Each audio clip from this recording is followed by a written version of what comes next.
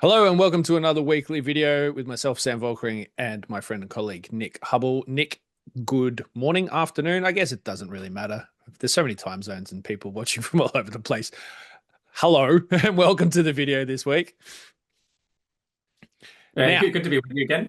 It is what time is it? It's 9:43 with me, so it must be 10:43 with you. But like you say, we've become such an international company over the last few years because of COVID. And our jobs are so well suited to it. It's difficult to keep up with where everyone is. well, we say because I was talking to someone about remote working the other day, and they were like, "Oh, you sort of work from home." I'm like, yeah, I've been doing it for 13 years now, almost 14 years. It's like well before COVID. We were doing work from home before work from home was even a thing. Anyway, we're not here to talk about work from home. What I do want to talk to you about today is as we record this video, we're going to talk energy today, basically. So that's the precursor to what we're going to go on. We're going to talk about energy, but not in the way that I think people might be thinking, because oil just went over $100 a barrel. Clearly, there's some energy policies that may or may not come from the new prime minister. You know, we did talk about this for the last couple of weeks about the inevitable outcome that was Andy Burnham becoming prime minister. Well, that is now official. New cabinet, there's been a reshuffle. People got sacked, people came in. Sounds really stable, guys. Good job on the stability thing. Anyway, that's all doing its thing and everyone's finding their place, and he's in pubs sinking pints saying he's going to save the pub industry, whatever. One of the big things that you've been talking about, Nick, and this is actually, if my memory serves me right, probably for at least the last 2 years, maybe even longer, talking about dirty energy. Now, I think you're best placed to sort of explain and describe this, because I recall a Fleet Street letter that you wrote, and you spoke about Jon Snow. And for those watching that are big Game of Thrones fans, not that Jon Snow, a very different Jon Snow. So why don't you step us through what is dirty energy, Nick, and why is it relevant to what we're going to talk about today? Yeah, dirty power it sounds like a layman's term, right? But it's actually a scientific term. The idea is that because and like electricity, we're talking about electricity, has an alternating current, meaning flickers back and forth at a 50 or 60 hertz pace, depending on where you live. Um, if that flickering of the electricity alternating current sort of starts to go out of whack a little bit, if the frequency of the flickering of the hertz goes too high or too low, then electricity can actually damage the devices that it's using. So, for example, our computers or our cameras or so on, if they're exposed to too much dirty electricity, dirty power, that will damage and reduce their useful life over time. And my big claim in 2024 was actually there's a really big dirty power, dirty electricity problem hiding on our electricity grid as a result of renewables. And this is being ignored in much the same way that many scientific discoveries in the past were very deliberately ignored by the establishment. And I use Jon Snow as an example because there's a lot of other similarities between the discovery of how cholera spreads and how dirty electricity is caused. So famously, Jon Snow discovered that cholera was being spread by the watercourses in London. A new build of a house had caused an old cesspit to contaminate a well. And as a result, everyone who used that well started getting cholera. And he used a graphical explanation of a map of that part of London to point out that everyone who was going to this particular well, that household ended up having cholera. So it must be something to do with that well and that water course. And of course, the establishment went against this and shut him up and silenced him. And he was eventually vindicated. And that cover up is taking place now with dirty power as well. We had the Telegraph and the Times in the last few weeks report on whistleblowers inside the National Energy System operator, reporting that the electricity system is not as stable as it seems. The frequency is and the voltage is going up and down, as I described in my dirty power issue. That we've relied on imports, emergency imports from overseas to keep things stable, and that the cover-up is underway as well. So we've got the same elements that I used and the same analogy that I used from cholera to today. Way back in 2024, it's all playing out now just as I described it would. However, I'm still worried that it's going to go a lot worse because right now the debate and the media reporting is all about the transmission system, not the distribution system. And I think the problem's far worse on the distribution system than it is on the transmission system. I think that's the next penny to drop. So when we sort of think about this in practical sense, what does it mean? So are we talking about if the energy grid is not up to whether it be transmission or the just the entire grid, if it's not up to scratch, what does that lead to? Because this is interesting. I saw another report the other day about the idea of everybody that's moved onto heat pumps, where the electricity, the energy operator will be able to remotely shut them down, basically, to stop them from all drawing on. And now the It's UK. even more interesting than that, Sam, because it's not to shut them off, it's to reduce there. So they can fine tune your energy demand now to that level. And that's far more insidious, right? Because rolling blackouts and the request to turn off power demand sort of has existed for a long time. No electricity grid's perfect, right? But to fine tune demand is an insidious level of control over that end of the electricity grid, the demand end of the electricity grid that we haven't had before. It kind of it feels like you would, for someone that might have maybe they've got an electric vehicle or something, the idea of switching or throttling energy remotely without notifying anybody, even just the capacity to do that. You go to jump in your car and you're like, hang on, I could have sworn that was gonna be charged to full tonight. Or you pick up your phone in the morning and it's like, hang on a minute, that's supposed to be 100%. Why is it only at 80%? What's Yeah, if your going on kid here? gets sick in the night and your car's not charged because Ed Miliband's decided you shouldn't gap your allocation of electricity until between the hours of 10 and 12, Well, I mean, too the bad. upside there is that he's now the foreign secretary, so there's going to be issues with that. Oh, well, I think yeah, his well, his replacement's not replacement's much better. not going to cover herself in glory either. But So what's the answer though, right? Because like this is one of those things where energy and the energy policies in the UK, and this is across multiple governments, has been very poor. There's been no forward looking at all. It's been reactive populism style policy for the short term. I think you're making a fundamental mistake because whether the energy policy has been successful or not depends entirely on what you care about, right? Some people care about emissions. Some people care about reliability. Some people care about price. So the current electricity system and the grid that we've been transitioning to has been a wonderful success to many people, right? They couldn't be happier. This is a fantastic result. Our emissions are down. Like the emissions intensity of our electricity grid is doing wonderful. This is great news. And to other people who don't care about emissions, they care about reliability. They're being asked to turn off their businesses' operations. They're being asked to reduce electricity demand. They've got this frequency and dirty power problem. And then to other people who just care about the price, they've got a higher price. But is that because of the cost of electricity or is that because of the cost of maintaining the grid? There's some recent news that's come out that we're actually utilizing our grid dramatically less than we used to. So the amount of power traveling on the grid is dramatically less. We've built this huge grid and we're not using it. So like whether this has been a good or a bad thing over the last few years is entirely down to what you care about. And that's what's really gone wrong here, right? We used to all care about the same thing in our electricity grid, the price and the reliability. That's what we used to care about. Suddenly the priority that's come in over the top of this, explicitly in many cases, has been the emissions level. So of course, if you introduce a priority that matters more than than reliability and price, then of course you're going to sacrifice reliability and price. Well, I counter you with this. I think that it's only governments that care about emissions. I think it's only business that cares about reliability and obviously price, and that it's consumers that really care about price. And I don't think that's ever changed. Um, Interestingly enough, apparently it's the lack of emissions now in the air that has caused the heat wave this summer in the UK. Believe that as or not that you will. Um, Well, this is what how the does next. this change? Yeah. How does price come down? Because price hasn't come down.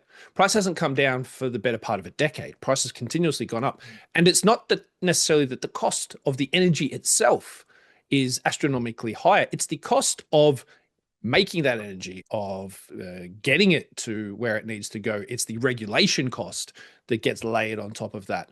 It's all these other costs. Can that be reversed? No, not in our lifetime. I bet you it won't be reversed in our lifetime. I don't think there's any particular cause of action or course of action or direction we could go into now. That I think ship sailed, turning circle of the Titanic. We're in deep trouble. The That turning problem circle was is, straight down, by the way. what's that? The turning circle of the Titanic was sink to the bottom of the ocean. Well, they did they did attempt to turn, but it was too late. Maybe we've already hit the iceberg. But yeah, I think that's over. The problem is that the damage that this is doing is insidious and hidden for the moment, and we're only starting to discover some of it to the extent that we're experiencing narrow misses of blackouts and dirty power on the transmission part of the grid and the higher prices. And I think the biggest scandal's yet to come on the distribution system in terms of dirty power. And what's going on, we have a lot of businesses closing because of energy prices, but I think it's actually because the quality of the energy that's being put into their business is causing their machinery and their equipment and their electronics to go haywire. And this is disrupting their ability to do their business, to do their business operations. And this is the much bigger scandal. The next issue of the Fleet Street letter, which I've almost finished today, is about the next phase of this going wrong. So we transition from reliable and cheap electricity to focusing on green electricity by introducing intermittent power. And if you look back at the past few years, economists and politicians and analysts will compare the cost of electricity from coal and gas to the cost of electricity from renewables as though they're the same thing. But they're not. One is dispatchable on demand, and one isn't. One's intermittent, so you don't know when you're going to get power relative to the demand. The next big mistake we're going to make is to conflate the storage of electricity with gas and coal, production of electricity. So the battery systems are going to come online, and they're going to eat up the section of power supply that gas and coal currently provide. So we have what's called the duck curve. So after solar's faded out during the day, gas comes online to provide electricity we need as the spike in electricity demand occurs in the evening because people get home and turn on their kettle or whatever it is. Right now, gas is providing that. Increasingly, it's going to be batteries providing that. Now, on most days, battery power looks like gas power in the evenings, right? They're both discharging their electricity into the grid in the evenings. But one's producing power and one's merely providing stored up power from renewables. So the risk is that at some point there isn't enough electricity stored up in the battery system. And then we need to produce power, and we can't because batteries have eaten gas's share of the grid. And so that's the next conflating storage with production. Whereas before we conflated the intermittent electricity with dispatchable electricity. Those are not the same things, and storage and production are not the same thing. That's the next crisis that's going to hit. So what do you do? If you're watching this video at home, someone's watching this video and they're like, bugger, my electricity prices, my energy prices are going to go up and there's nothing I can do about it. That sucks. So what can someone do? Could someone do about it? What's the investment opportunity here? Because you can't just sort of sit there and suck it up and take it. You kind of got to proactively do something. So where should investors be looking as this crisis unfolds? Yeah, I've spent a lot of time looking for a documentary that I watched maybe 2 or 3 years ago from a German TV channel. And it was a documentary about how small business owners are buying diesel generators in an extraordinary boom in sales of these things. And the reason was that they can't afford to have their lights go out. If you're a vet and you're doing surgery and the wind doesn't blow and the sun doesn't shine and the lights go out, you're in big trouble. If you're a doctor, there was a long list of all these small businesses and professional service providers. They're all rushing out to buy a diesel generator because they knew what was coming. If you run an ice cream shop and your energy goes out, you're cooked, quite literally. Yeah. And all of the inventory and any business anyway. You can imagine. And so these sales of diesel generators in Germany are going nuts, and they couldn't work out why. So they sent the journalists to investigate. And they found out it was because everyone's expecting the grid to start failing in Germany. And of course, Germany being early into the Energiewende, into the energy transition, was one of the first places to see all this happen, right? So that's what I think is the reasonable thing to do, because that's what happened in the places that have already gone too far down the road. Now, interestingly, Germany has since started building a lot of gas import terminals and gas power plants to try and shore up the system. So they're not betting on batteries being able to fill the gap. So maybe my turning circle of Titanic won't be fixed within our lifetime is too long a time period. But the point is that we're in for a crisis now for a long time. And, it's too late to fix these things. Energy policy doesn't turn it fast, and even if we get rid of the prioritization of emissions over reliability and price, it still won't help. And remember, by the way, not so long ago, high price for electricity was considered a good thing because it would reduce the demand and allow the transition to green power. So, it's funny how a deliberate policy has suddenly become something that's blamed on fossil fuels instead. Well, when you certainly think about the need for small business to function, the demand for electricity, the demand for energy doesn't drop off at all. And then when you look at particularly, big technology shifts that we are seeing around the rollout of AI and big data centers, and that demand just increases. And there's just a demand that supply cannot meet, that renewables cannot meet, and that the only way back to it is to, I don't want to call it old world technologies, but to go back to nuclear policy, to go back to oil and gas. I mean, I don't know if people are aware, but over in America, Elon Musk has just I think, can't remember if he invested in or actually took over a gas turbine company. So He moved it from another country or from another state. But yeah, so we're seeing we've seen in the last week alone, we've had coal stations in Australia extend their life cycle. We've had the nuclear power plants, I think it was in the UK, extend their life cycle. At some point, this stuff gets dangerous because all that infrastructure is getting pretty old. And that could start to fail too. Yeah, look, I know there's plenty of coal companies that are like, well, we could just improve the efficiency of our coal operations and invest in improving what we do and make it cleaner and greener. But they know that that's on a fast track path to throwing money down the drain because it's just not energy that's going to be used by anyone. Because policy and regulation just gets in the way of it. Anyway, that's going down a rabbit hole that's going to take us into a conversation far, far, far too deep for where we want to head to today. Thanks for that, Nick. We've probably hit our time quota for how long we want to keep these videos to. It sounds grim, for lack of a better word, around energy. We do know overseas things are shifting. There seems to be at least a fundamental shift of I think awareness and a mindset around energy. And as I said, for the consumer, for the average person, cheap and reliable is really the way to go. And anybody that would like to not have their energy on at the cost of running a household or a small business so that you can have more heat waves for less particles in the air, even though the UK contributes 6/10 of not much to the world's emissions, fair play to, probably not watching this video, to be fair. Thanks, Nick. And everyone should make sure, if you aren't, make sure you're getting Fleet Street letter. You can find, I'm sure there's some link somewhere on this video description around to make sure that you're signed up to get Nick's Fleet Street letter because this next edition sounds unreal. Thanks again, Nick, this week. Everyone, thanks for watching. We'll be back with you again next week with, I don't know what we'll talk about next week. It could be anything. Everything moves so fast that there'll be something exciting to talk to you about, I'm sure. Anyway, that's all for now. Bye for now.